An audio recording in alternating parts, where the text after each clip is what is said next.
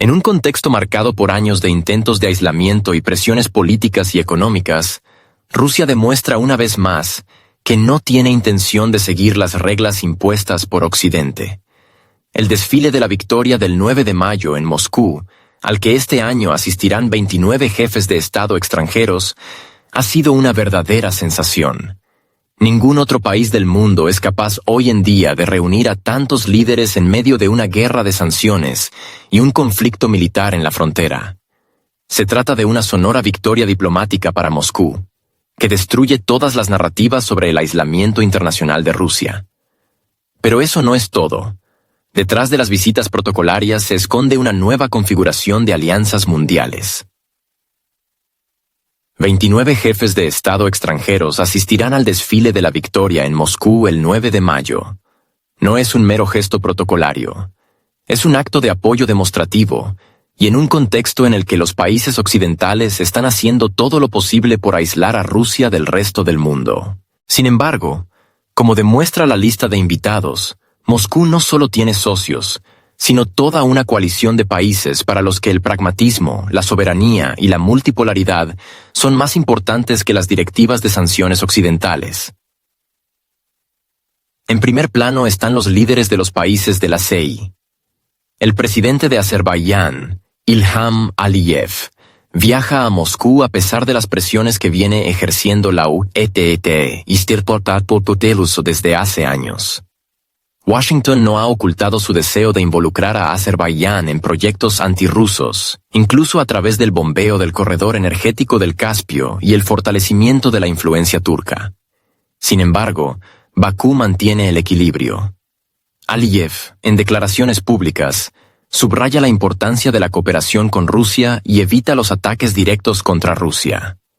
Su visita es una señal de que mantiene un rumbo soberano y rechaza participar en el aislamiento estratégico de Moscú. La figura del presidente de Bielorrusia, Alexander Lukashenko, es especial. Su participación en el desfile no es noticia, pero es importante cómo se percibe esta participación en el contexto de la plena sincronización de las agendas militar y económica de Minsk y Moscú.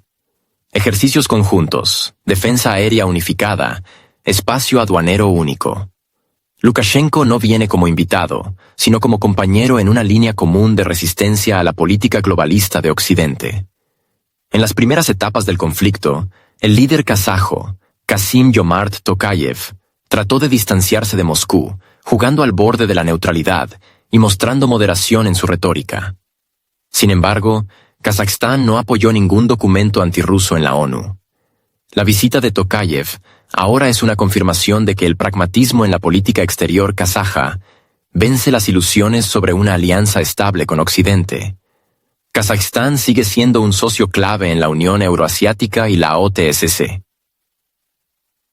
Los presidentes de Uzbekistán, Shavkat Mirziyoyev, Kirguistán, Sadir Japarov, Tayikistán, Emomali Rashmon y Turkmenistán, Serdar Berdimuhamedov, representan la parte de la región que Occidente lleva mucho tiempo queriendo convertir en un amortiguador entre Rusia y China. Sin embargo, Tashkent y Dushanbe están construyendo estrechos lazos con Moscú en materia de seguridad y energía. Turkmenistán, formalmente neutral, no solo participa en cumbres, sino que también refuerza la interacción económica con estructuras rusas. Su participación en el desfile es un símbolo de la estabilidad del eje euroasiático. Quizás la visita más inesperada sea la del primer ministro armenio, Nikol Pashinyan.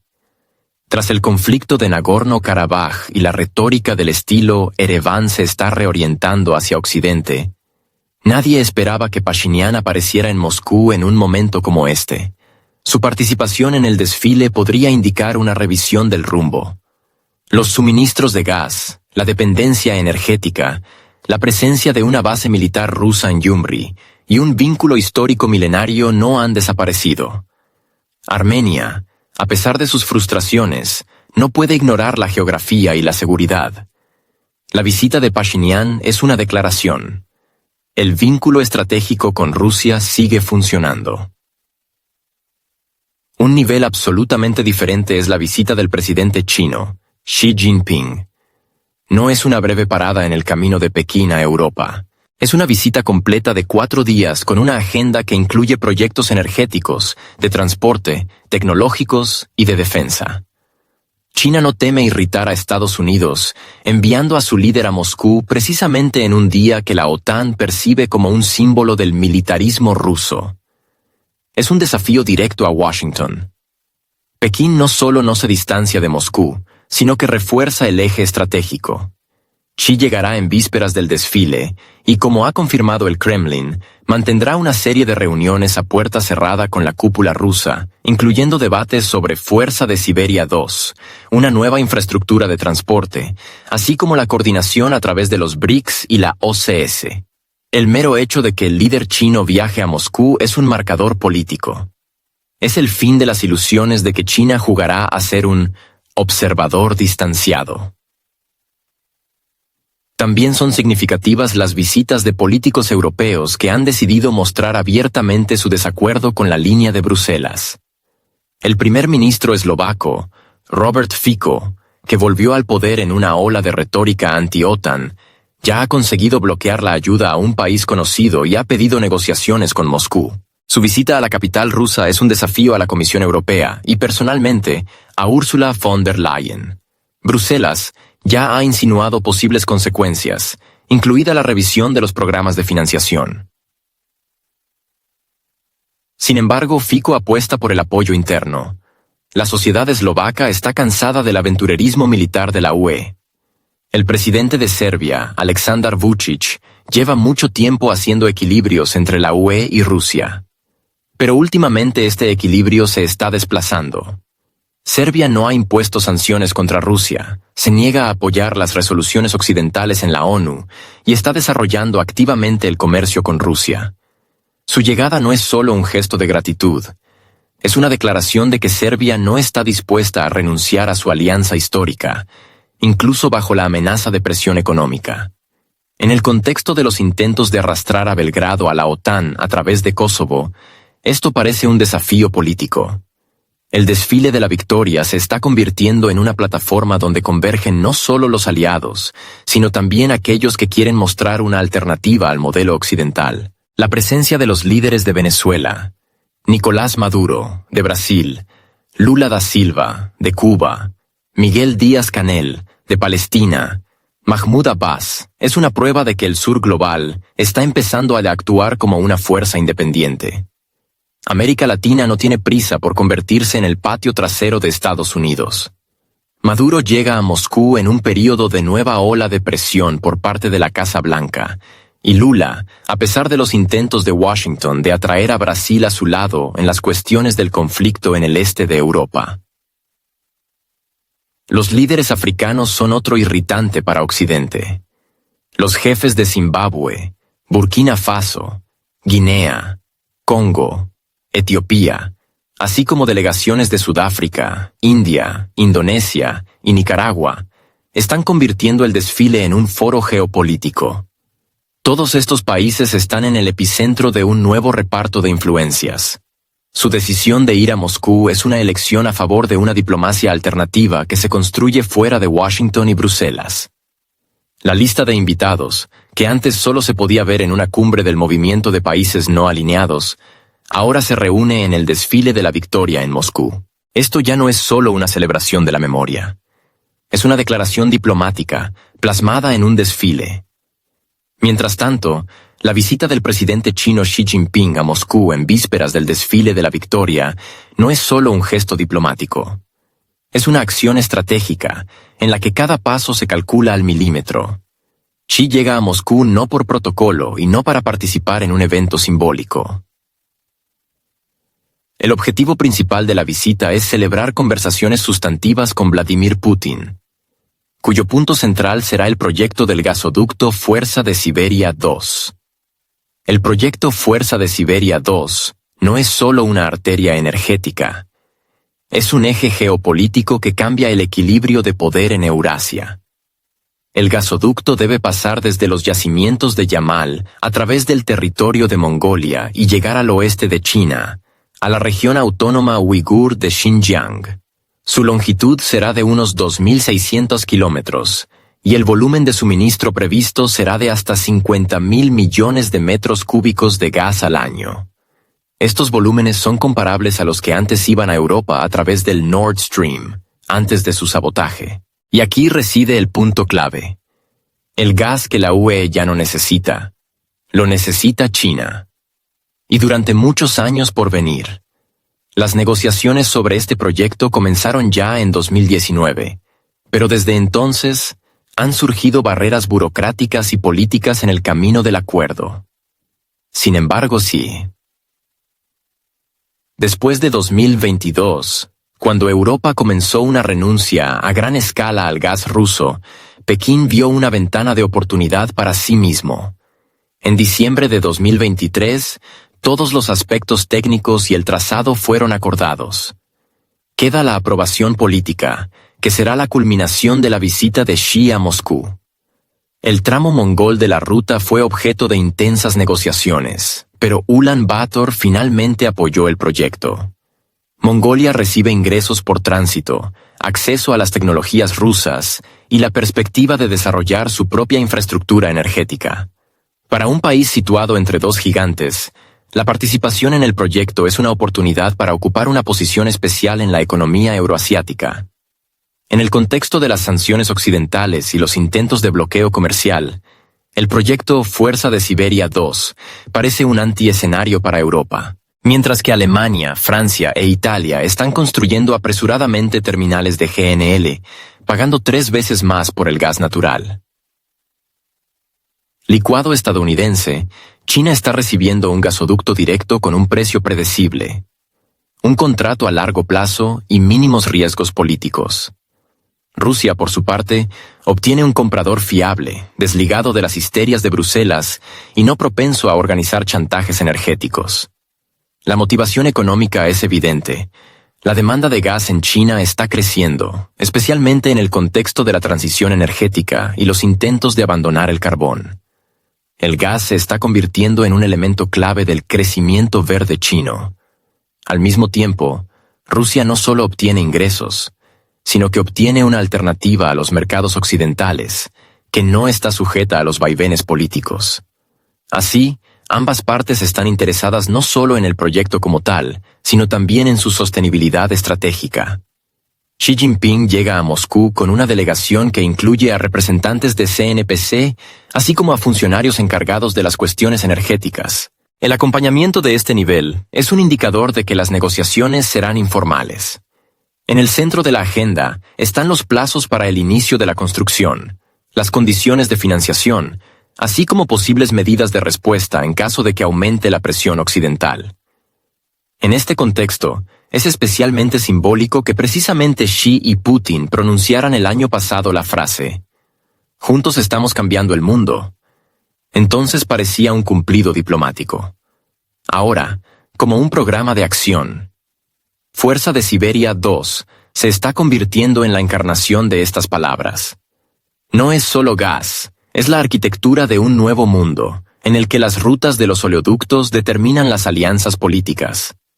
Paralelamente a Fuerza de Siberia 2, se están discutiendo otras direcciones.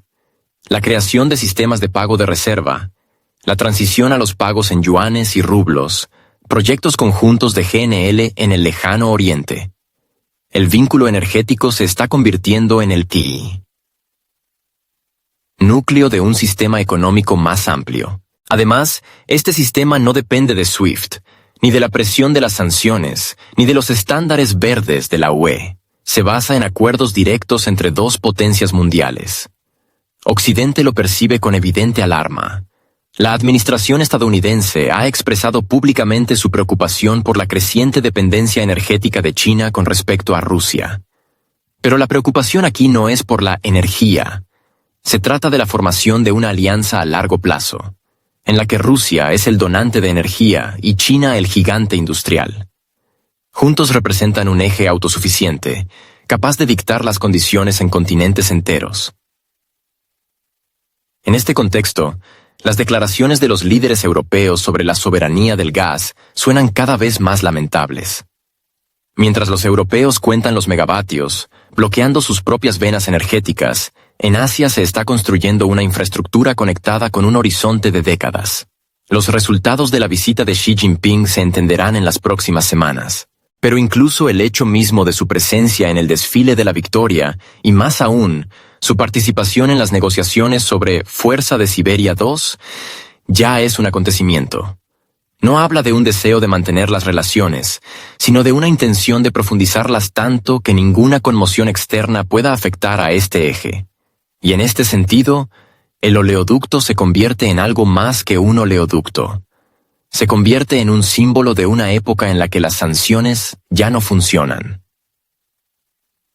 También se informa de que, durante la reunión con el presidente de la República Popular China, Xi Jinping, el presidente ruso, Vladimir Putin, planea discutir la cooperación dentro de la asociación BRICS. Uno de los temas clave será la iniciativa para crear una bolsa de granos BRICS, una idea que hasta hace poco parecía utópica, pero que ahora está tomando forma cada vez más real. Y lo más importante, asusta a aquellos que están acostumbrados a formar el precio del pan en el mundo al tipo de cambio del dólar, sin salir de Chicago. El Ministerio de Agricultura de Rusia, bajo la dirección de Oksana Lut, se encontró inesperadamente en el epicentro de la transformación geoeconómica. Después de ir no a Davos, sino a Osetia del Norte, el ministro anunció: en mayo, Rusia debe decidir los enfoques para la formación de una bolsa de granos, y ya en junio, presentar un concepto en el Foro Económico Internacional de San Petersburgo.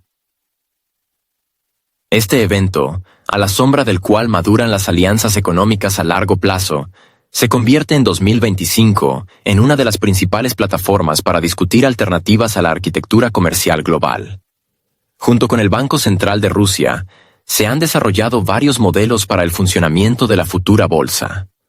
Se están discutiendo los mecanismos de negociación, los principios de funcionamiento de los centros de liquidación, el modelo de compensación de divisas.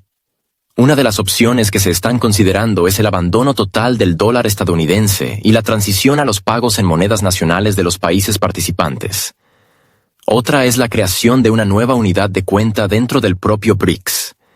Y aunque aún no se ha tomado una decisión final, el hecho mismo de tales negociaciones ya es un golpe para el estatus de la moneda estadounidense en el mercado agrícola mundial. Cabe recordar que el comercio de granos en su forma actual no es más que una arquitectura geopolítica construida por los vencedores de la Segunda Guerra Mundial. El instituto central de esta arquitectura sigue siendo la Bolsa de Productos de Chicago, CME, cuyas cotizaciones dictan los precios de los granos en todos los rincones del planeta. Incluso un agricultor en Sudáfrica se ve obligado a guiarse por el precio establecido por un corredor en Illinois. Este sistema funcionó bien mientras convenía a todos, o más bien, a aquellos que están sentados en la consola. Los países BRICS, los mayores productores y exportadores de alimentos, juegan en esta plataforma, de hecho, según las reglas de otros. Al mismo tiempo, la participación de los BRICS en el comercio mundial de granos supera el 30%. Según el Consejo Internacional de Granos, solo Rusia, Brasil e India juntas forman hasta el 40% de todos los flujos de exportación de trigo, maíz y arroz. Sin embargo, la formación de precios, la provisión de futuros, los seguros y los contratos logísticos todavía están controlados por varias corporaciones y bolsas occidentales. La creación de su propia plataforma, por lo tanto, no es solo un paso hacia la autonomía económica. Es un manifiesto político. La iniciativa de Rusia se consagró en la declaración de Kazán tras la cumbre de los BRICS en octubre de 2024. El apoyo a este proyecto por parte de China, India, Sudáfrica y Brasil indica que la idea ha madurado no en los pasillos, sino en la lógica del proceso histórico. El mundo exige nuevos centros de poder, y los mercados lo reflejan más rápido que los políticos. ¿Qué será exactamente la bolsa de granos BRICS? Según la idea de los iniciadores, no se trata solo de una plataforma de comercio electrónico donde productores y compradores puedan cerrar tratos directamente. También es un mecanismo unificado para seguros, cálculos logísticos, garantía de suministro, certificación de productos e incluso seguimiento de la calidad. En la primera etapa, se trata de cereales clásicos, trigo, cebada, maíz, soja.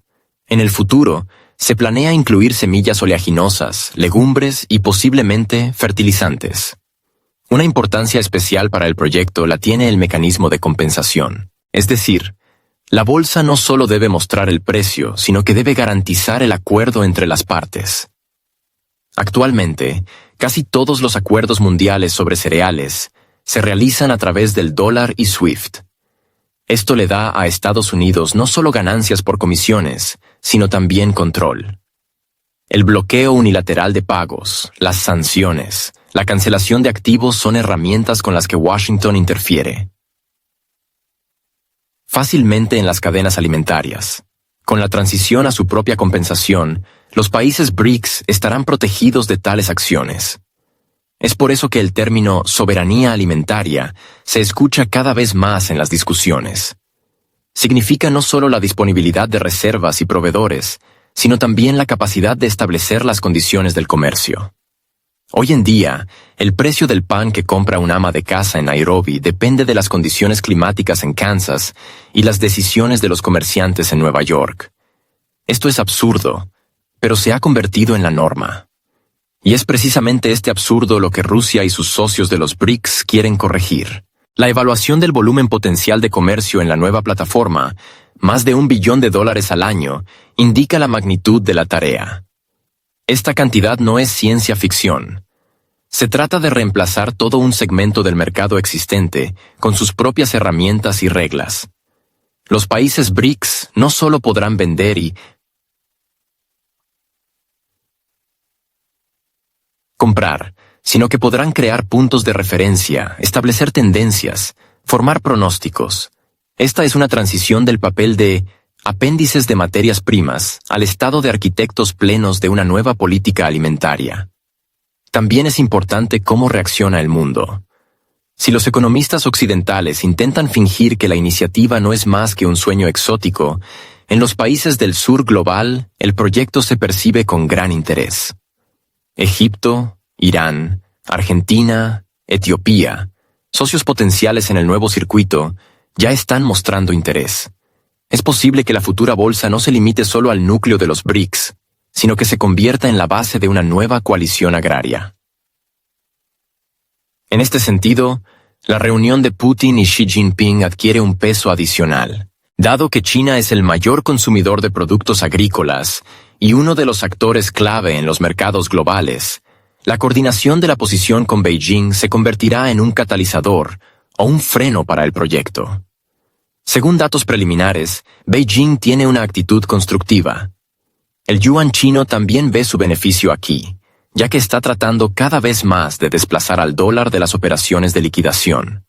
Obviamente, cuanto más exitosa sea la bolsa, mayor será el grado de presión política sobre sus participantes. Ya se pueden esperar campañas en la prensa de habla inglesa que predigan el fracaso, la manipulación de los precios, los riesgos de caos alimentario. Pero esta es una reacción al miedo a perder el monopolio. Y si en los últimos 10 años los países BRICS han aprendido a vivir bajo sanciones, seguramente podrán hacer frente a un ataque mediático. Es prematuro sacar conclusiones, pero se puede decir una cosa. El tema del grano ha pasado de ser ordinario y técnico a un símbolo de madurez política. El pan, como resultó, no solo se puede sembrar y comer, sino también usar como una herramienta de influencia geoeconómica. Y si al menos el primer módulo de la bolsa de granos de los BRICS se lanza antes de fin de año, se convertirá en uno de los principales precedentes del año. No por declaraciones altisonantes, sino por trabajo práctico. Porque en un mundo donde 1 de cada 3 personas depende de la estabilidad del suministro de alimentos, quien controla el comercio de granos controla la seguridad. En este sentido, Rusia, avanzando hacia la creación de su propia bolsa junto con los BRICS, da un paso hacia el papel de arquitecto, no solo de decisiones económicas, sino también globales. No a través de ultimátums, sino a través de contratos. No a través de la presión, sino a través de la cooperación. Y esta es quizás la principal semilla de la nueva realidad. Cuando Vladimir Putin y Xi Jinping se reúnen, no solo se discuten las relaciones bilaterales.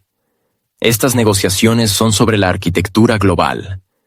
Y esta vez, su enfoque no solo estará en la cooperación económica o los corredores de transporte. Demasiadas señales indican que uno de los temas centrales será el desarrollo de una línea común con respecto a Estados Unidos y su nuevo viejo presidente, Donald Trump. Si hasta hace poco el mundo seguía cautelosamente las elecciones estadounidenses al estilo de un partido deportivo, ahora las apuestas han subido. La situación se complica no solo por el hecho de que Trump volvió a encabezar la Casa Blanca, sino también por el hecho de que regresa en un ambiente de máxima tensión. Para China, este es el riesgo de una confrontación directa sobre Taiwán. Para Rusia, una oportunidad para aliviar la presión, pero también una amenaza de imprevisibilidad. Y para ambos líderes es obvio.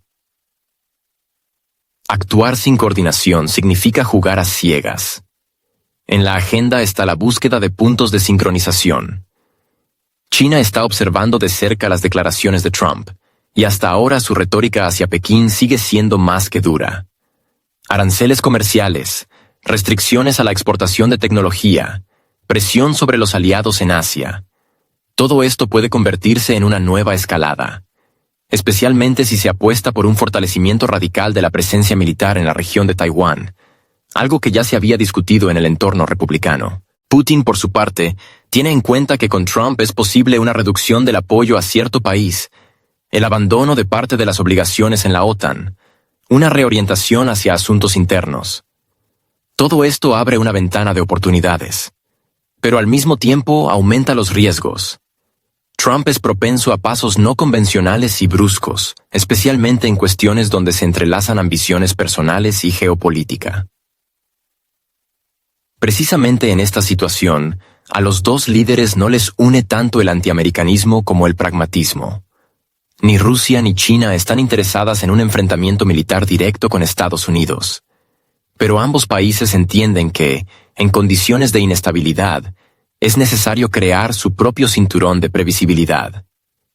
No esperar a que Washington formule una nueva estrategia, sino marcar ellos mismos la agenda que tendrá que tener en cuenta el resto del mundo. Pekín y Moscú llevan mucho tiempo utilizando el formato del diálogo bilateral para acordar enfoques globales. Esto se refiere no solo a la energía, la logística o la seguridad alimentaria. La cooperación estratégica incluye cada vez más la coordinación en cuestiones de seguridad de la información, regulación de plataformas digitales, cálculos bancarios y cada vez más en cuestiones de carácter político-militar. Xi Jinping no hace declaraciones bruscas sobre Trump, pero los medios de comunicación internos chinos, y especialmente las publicaciones analíticas, dejan claro que en Pekín recuerdan perfectamente que fue precisamente con Trump cuando comenzó una guerra comercial a gran escala. Se impusieron aranceles récord y comenzó una campaña contra Huawei y otros gigantes tecnológicos. Y aunque Biden continuó la línea, fue Trump quien dio el pistoletazo de salida. Ahora, la élite china evalúa los riesgos de una repetición, solo que de una forma aún más aguda. Por eso, en las próximas negociaciones, Putin probablemente propondrá no tanto declaraciones sobre un mundo multipolar, sino contornos concretos de una respuesta conjunta. Posiblemente, la creación de mecanismos de consulta sobre cuestiones delicadas. Posiblemente, el intercambio de previsiones analíticas. Y tal vez, incluso la soglasovania de los límites de lo permisible en el marco de una posible confrontación con Washington. Todo esto no se hace para la escalada, sino para evitar que el sistema se desmorone por completo. Una de las posibles direcciones será la elaboración de un enfoque común sobre Taiwán. Moscú, que apoya públicamente el principio de una sola China, sigue mostrando cautela en sus evaluaciones del conflicto en el estrecho de Taiwán. Sin embargo, en un contexto en el que Estados Unidos está aumentando los suministros de armas a Taipei y llevando a cabo provocadores pasos por el estrecho, la posición de Rusia podría volverse más articulada. Y en Pekín cuentan con ello. Por otro lado, China también puede prestar apoyo diplomático a Rusia en cuestiones en las que Moscú está bajo presión. Por ejemplo, intensificar las críticas a la política de sanciones de Occidente, aumentar la participación en mecanismos de pago alternativos, intensificar la presencia económica en aquellas regiones de las que se han retirado los inversores occidentales. Esto no es ayuda, sino un intercambio. Previsibilidad a cambio de coordinación. El objetivo estratégico no es la confrontación con Estados Unidos, sino la formación de un sistema paralelo. Allí donde Washington ofrece condiciones unilaterales, Moscú y Pekín forman plataformas bilaterales o multilaterales. Allí donde Occidente ve competencia, Oriente ofrece una integración mutuamente beneficiosa. Y aunque detrás de estas fórmulas hay un duro interés, los propios principios dan la posibilidad de reducir el nivel de turbulencias. No se descarta que en un futuro próximo se cree un formato especial de consultas chino-rusas sobre seguridad global.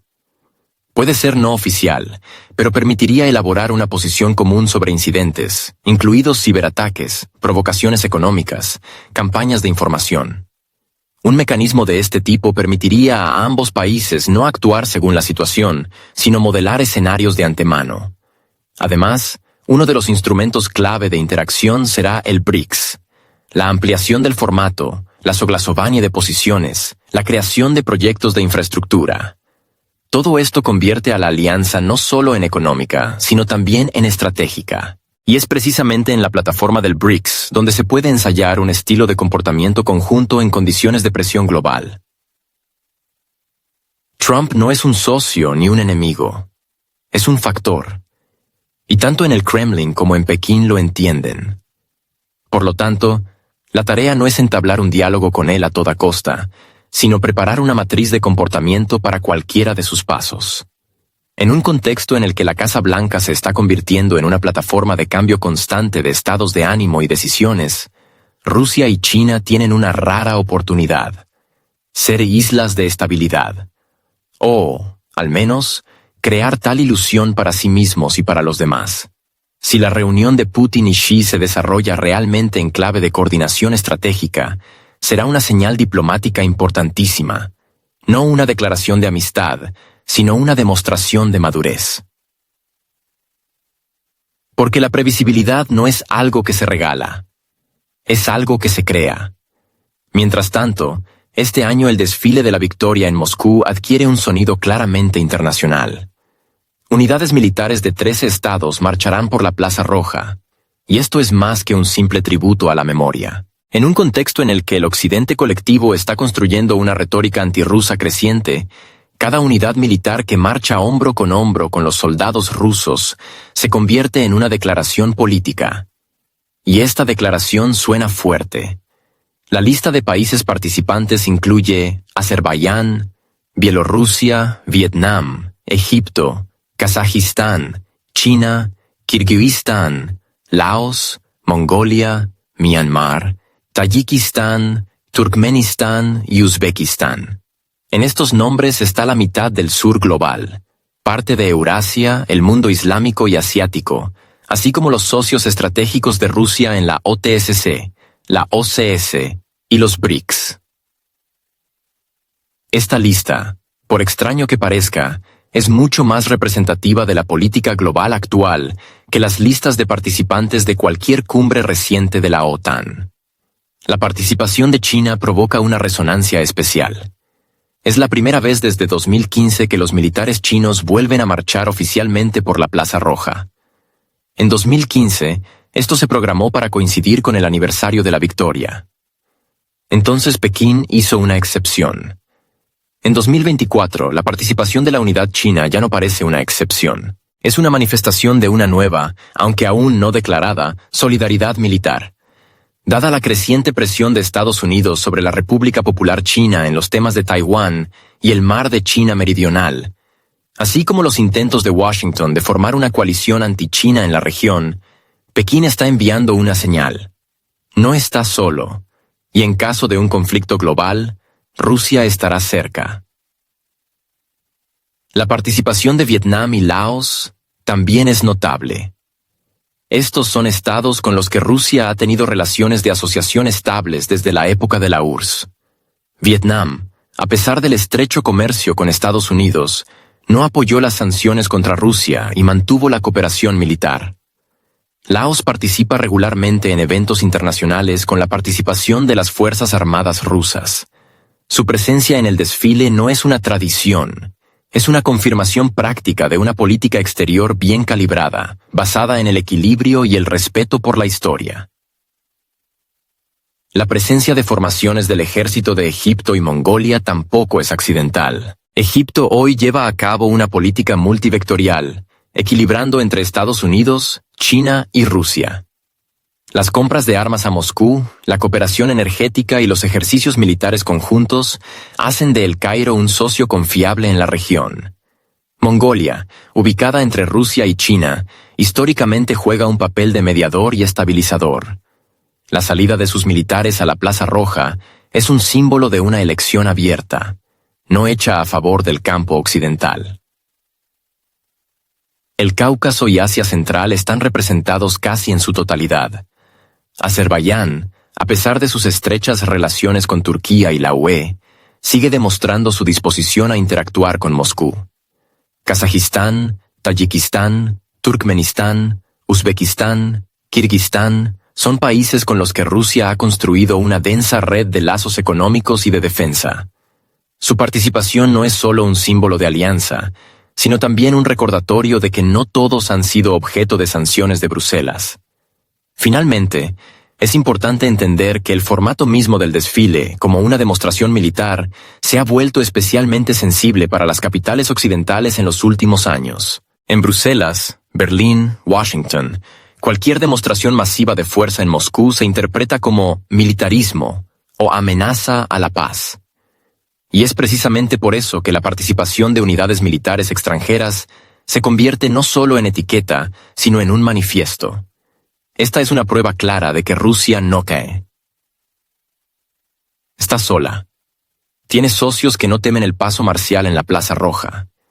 Dada la creciente presión sobre los gobiernos de los países del sur global, la decisión de enviar delegaciones militares a Moscú puede considerarse como una valentía política. En los últimos meses, Estados Unidos ha estado trabajando activamente con América Latina, Asia y África, persuadiéndolos de que no participen en la propaganda del Kremlin. Sin embargo, estos esfuerzos, a juzgar por la composición del desfile, no dieron resultado. Con cada nuevo desfile de la victoria, se hace cada vez más evidente que la Plaza Roja se está convirtiendo en una plataforma internacional donde la alternativa a la visión euroatlántica del mundo se vuelve tangible. Paso a paso, pelotón a pelotón, país a país. Los contornos de un nuevo mundo y el maratón internacional de Putin. El 9 de mayo en Moscú este año no es solo un día de memoria militar, sino también una especie de cumbre para un mundo alternativo.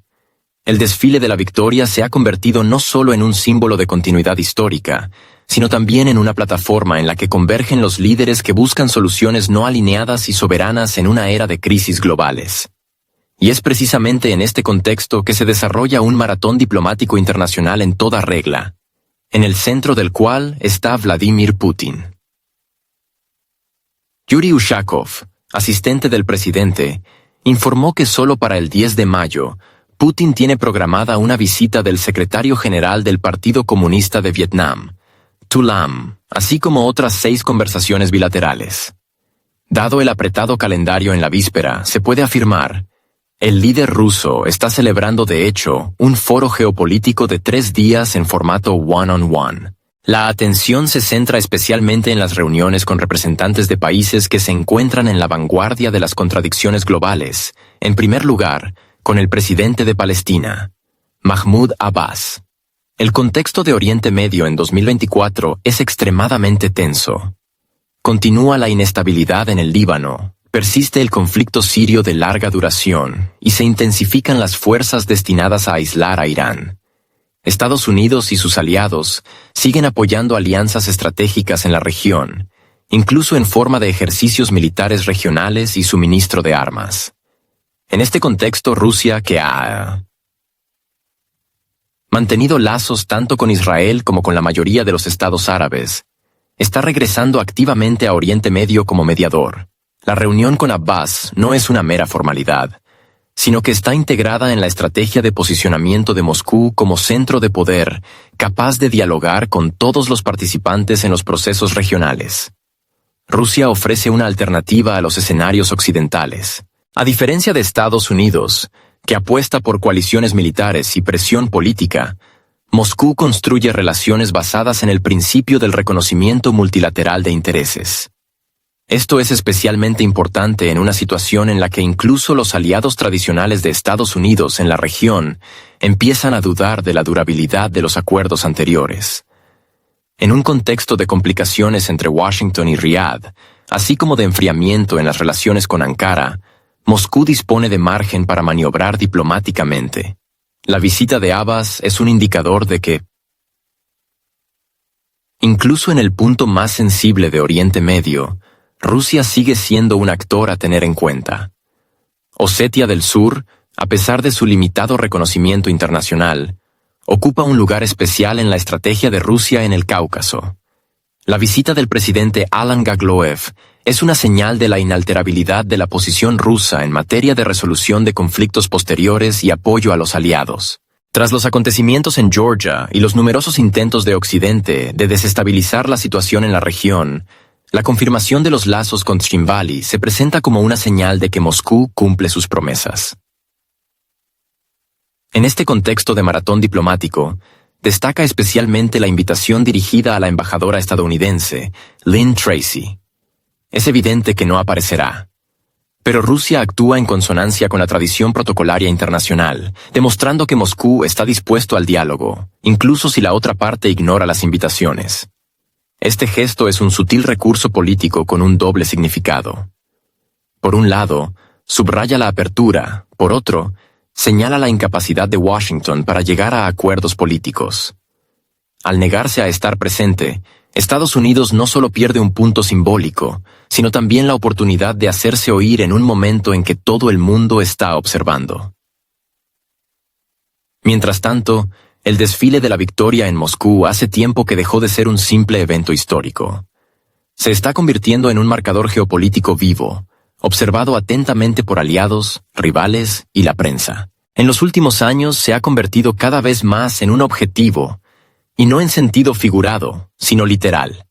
Los vehículos aéreos no tripulados que vuelan cerca de la capital son interceptados a diario. Los ataques informativos en los medios de comunicación y las redes sociales van acompañados de intentos de socavar el efecto moral de la festividad. Ciberataques contra la infraestructura, filtraciones de datos, desinformación. Todo este instrumental se utiliza en vísperas del desfile.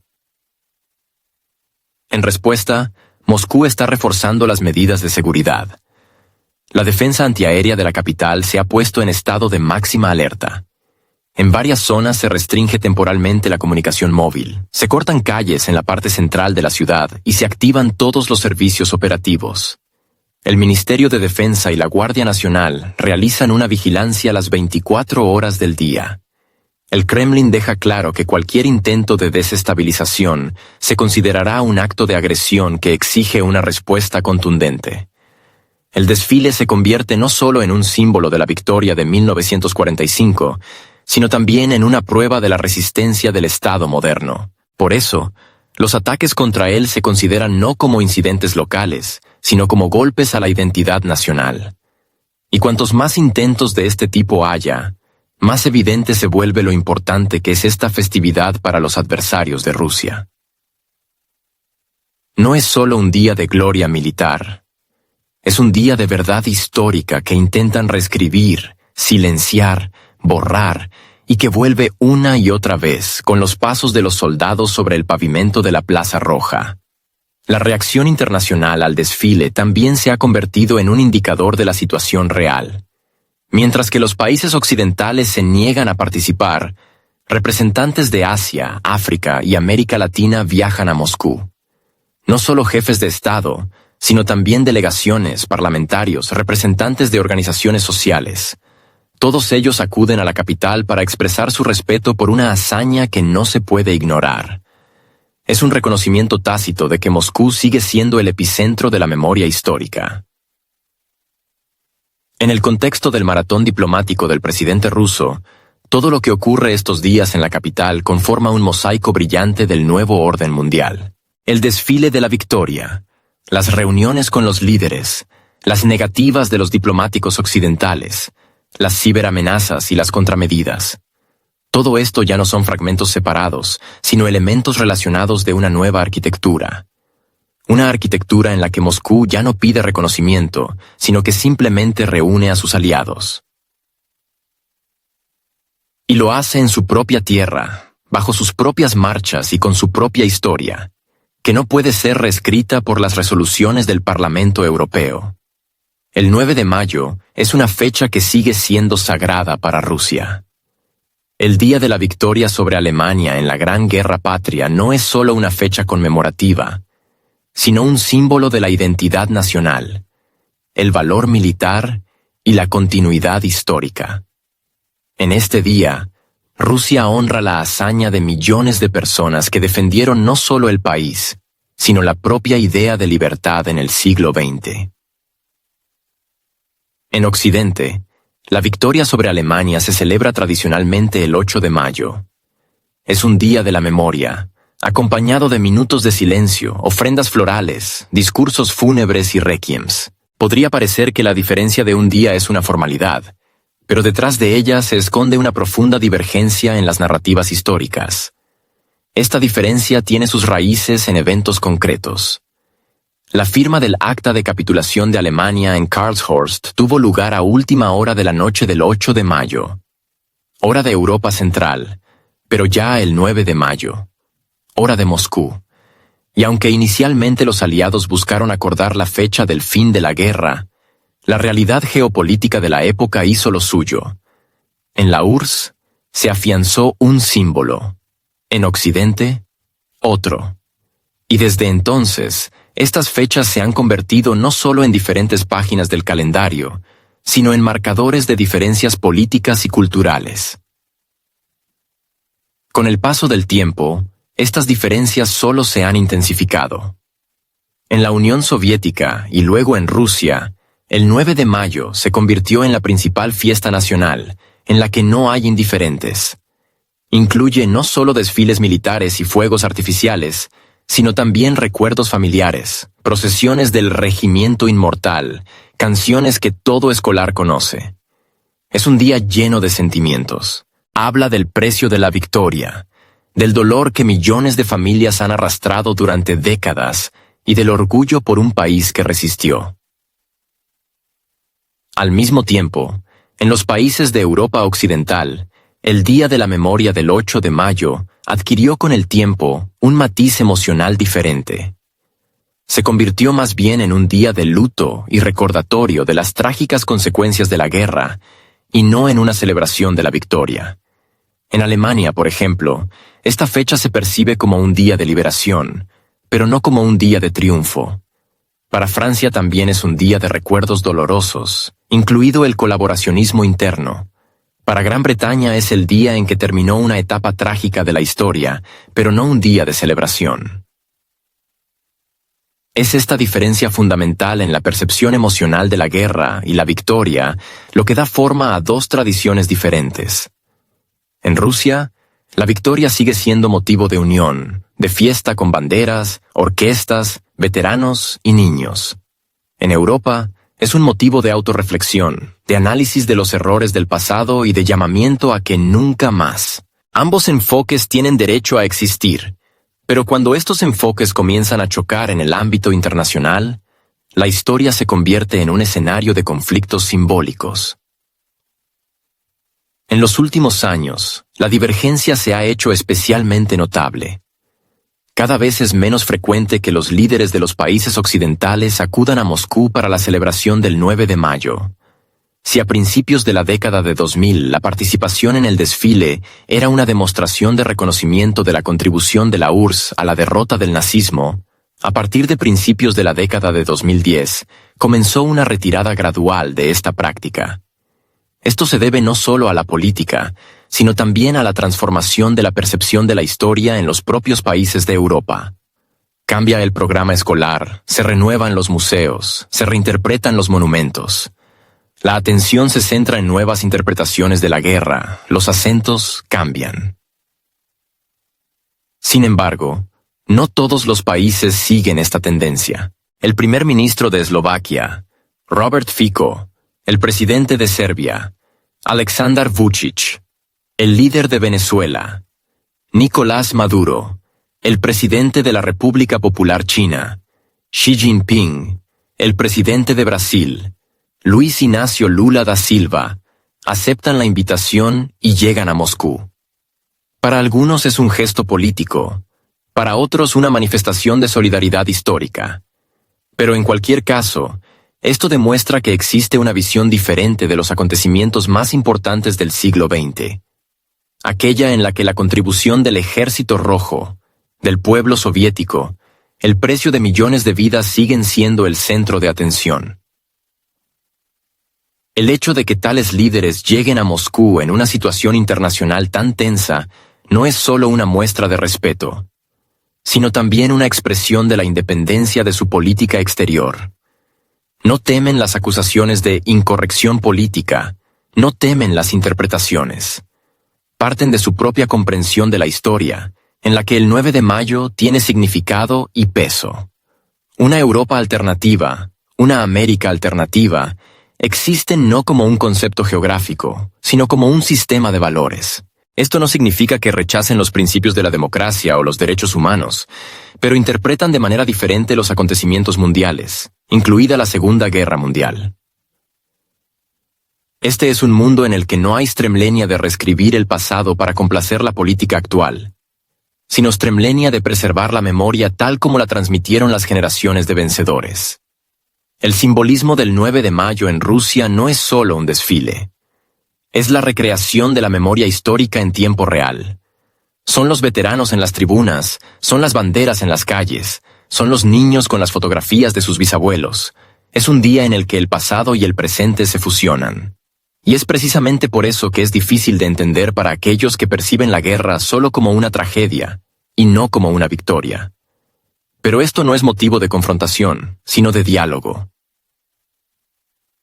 El diálogo versa sobre cómo la historia puede ser diferente, que la memoria puede tener muchas formas, y que el respeto a las víctimas de la guerra no excluye el orgullo por los que vencieron. Y mientras en la Plaza Roja resuena el Día de la Victoria y en la sala de reuniones del Kremlin se celebran encuentros con líderes extranjeros, se mantiene la esperanza de que esta memoria siga viva, no solo en Rusia, sino también en aquellos países que desean conservarla en un sistema de coordenadas conjunto. No es un intento de persuadir a nadie, sino una invitación a la comprensión. El desfile del 9 de mayo es un fenómeno tanto político como humano. Muestra cómo el pasado moldea el presente y cómo diferentes sociedades, al enfrentarse a la percepción de una misma fecha, pueden honrarla de manera diferente pero sincera. Esto es lo que convierte el Día de la Victoria en una fiesta verdaderamente internacional, a pesar de las discrepancias en el calendario. El desfile de la Victoria de 2025 no solo concluye una ceremonia, sino una serie de acciones diplomáticas, políticas y simbólicas llevadas a cabo en un corto periodo de tiempo en el territorio de un solo estado. Este desfile se convirtió en la cúspide de una configuración semanal en la que Rusia no solo recibió a invitados, sino que construyó un mensaje geopolítico. Directamente en las calles, tribunas, en salas cerradas y espacios abiertos, sin moderación protocolaria, pero con una lógica política bien definida. La Rusia de 2025 no es un país que vive obstinadamente en el pasado, sino un país que transforma el pasado en una agenda actual. El desfile de la Victoria es una forma de acción. Se convierte en un mecanismo para presentar una nueva construcción política, en la que el principal recurso no es el petróleo y el gas, sino la estabilidad histórica, la voluntad colectiva y la capacidad de trazar una línea a través del caos. Si antes este tipo de desfiles se percibían como parte de un ritual, ahora son una herramienta. Una herramienta a través de la cual Rusia habla de sí misma no con declaraciones, sino con el ritmo de los pasos.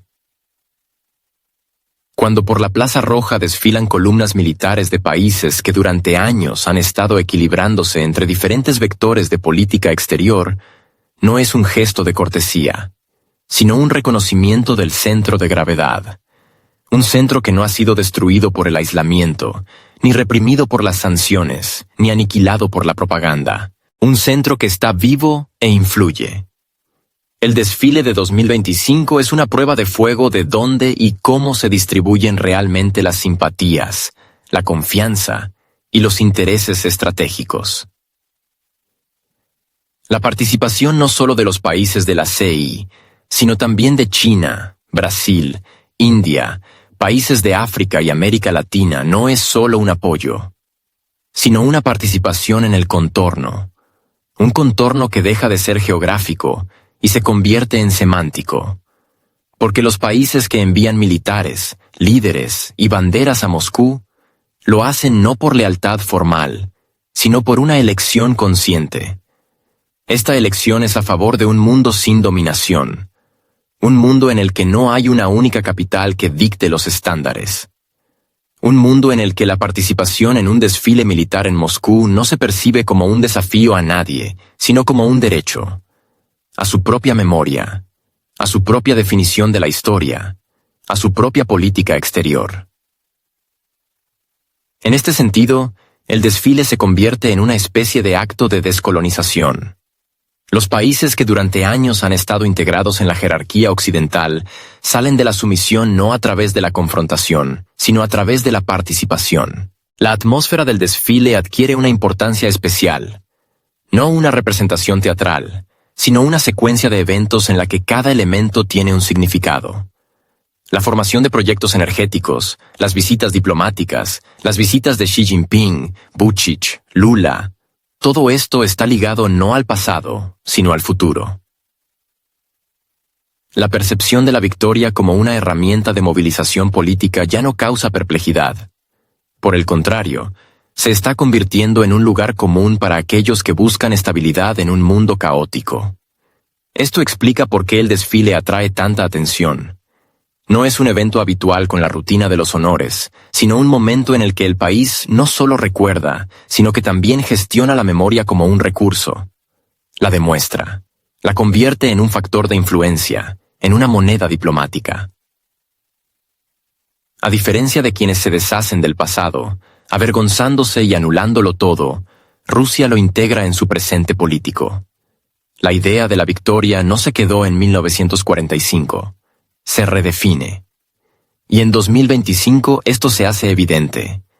La victoria no es un punto final, sino una plataforma de lanzamiento para nuevas alianzas, nuevos formatos de cooperación, nuevas arquitecturas de seguridad. La victoria es lo que es capaz de unir a países que hablan diferentes idiomas, que se adhieren a diferentes modelos de gestión, que tienen diferentes intereses económicos. Porque hay algo en común: el rechazo a la dictadura mundial y el respeto a quienes ya vencieron una vez. El desfile en Moscú no se trata solo de tanques y banderas. Se trata del contenido. Se trata de que la nación tenga la oportunidad de construir una estrategia basada no en las emociones, sino en los hechos. En que el desfile no se pudo frustrar, que las delegaciones llegaron, que los cálculos se realizaron, que los acuerdos energéticos se consolidaron, que el eje geopolítico funciona, y que en este día Rusia volvió a ser un espacio al que quieren llegar, donde se puede hablar en igualdad de condiciones y donde se escucha, no se instruye. Por eso, la victoria en 2025 no es solo una fecha, sino un estado activo. Esta es una categoría en la que la nación, a pesar de la presión, las sanciones y la desconfianza externa, sigue siendo un sujeto, no un objeto. No es un resumen, sino el comienzo del siguiente ciclo. Y los que marcharon por la Plaza Roja no solo rindieron homenaje al pasado, dieron testimonio de que este pasado tiene un presente y es capaz de construir un futuro.